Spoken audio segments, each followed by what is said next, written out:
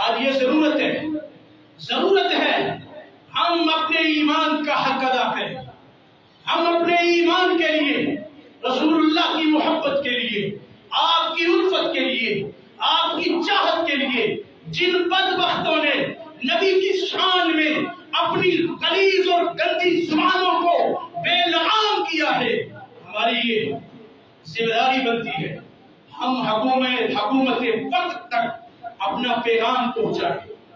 عالمی دنیا تک اپنا پیغام پہنچائیں کہ خدا را رسول اللہ کی حرمت پر سیاست کرنا بند کرو. آپ کی عزت و ناموس پر کوئی حملہ کرے، کوئی مسلمان یا غیر مسلمان، بر صغیر کا ہو،